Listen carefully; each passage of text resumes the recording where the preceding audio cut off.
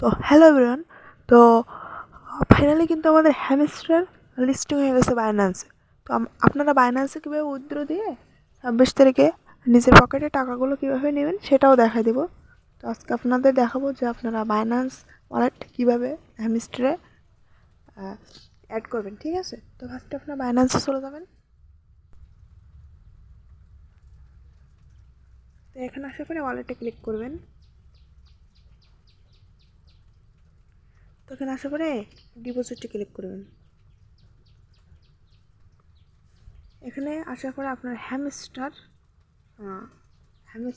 Search করুন, ঠিক আছে?